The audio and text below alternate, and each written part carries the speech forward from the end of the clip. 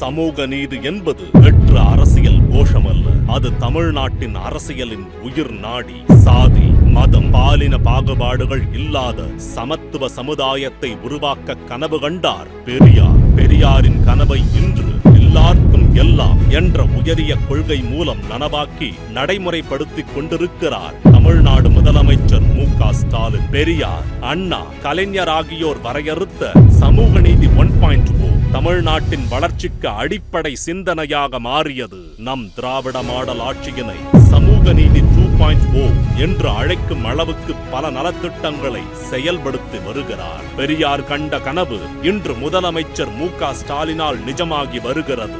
நான் பெரியாரின் கொள்கை பேரன் என முதலமைச்சர் மு.க. ஸ்டாலின் கூறுவது வெறும் சாதாரண வார்த்தையல்ல. திராவிட மாடல் நல்லாட்சியில் பெரியாரின் கொள்கைகளை நிறைவேற்றுவதால் வெளிப்படும் உணர்வுபூர்வமான சத்திய வார்த்தை. கோடிக்கணக்கான பெண்களை பொருளாதார ரீதியாக உயர்த்தவும் அவர்களின் சுயமரியாதையை காக்கவும் மாதந்தோறும் 1000 ரூபாய் கலைஞர் மகளிர் உரிமை தொகை வழங்கப்படுகிறது. பெண்களின் முன்னேற்றத்திற்காக கட்டணமில்லா விடியல் பயண திட்டம் செயல்படுத்தப்பட்டுள்ளது.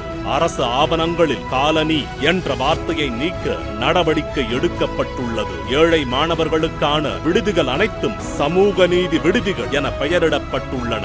முதலமைச்சர் மு.க. ஸ்டாலின் உருவாக்கிய சமூக நீதி கண்காணிப்பு குழு கல்வி, வேலைவாய்ப்பு, பதவி உயர்வு, மகளிர் உரிமை ஆகிய துறைகளில் சமூக நீதி முழுமையாக செயல்படுவதை உறுதி செய்கிறது. இதற்கெல்லாம் முத்தாய்ப்பாக சுயமரியாதை இயக்கத்தின் நூற்றாண்டினையொட்டி எதிர்வரும் செப்டம்பர் 4 அன்று உலக புகழ்பெற்ற லண்டன் ஆக்ஸ்போர்ட் பல்கலைக்கழகத்தில் நடைபெறும் கருத்தரங்கில் தந்தை பெரியாரின் உருவப்படத்தினை திறந்து வைத்து சிறப்புரையாற்ற உள்ளார் முதலமைச்சர் மு.க. ஸ்டாலின். இன்று முதலமைச்சர் மு.க. ஸ்டாலின் தலைமையில் உருவாகியுள்ள சமூக நீதி 2.0 எதிர்காலத்தை கட்டமைக்கும் அரசியல் தமிழ்நாட்டை இந்தியாவின் முன்னோடி மாநிலமாக, முதல் மாநிலமாக உயர்த்தும் சிந்தனையே முதலமைச்சர் மு.க. ஸ்டாலினின் சமூக நீதி 2.0.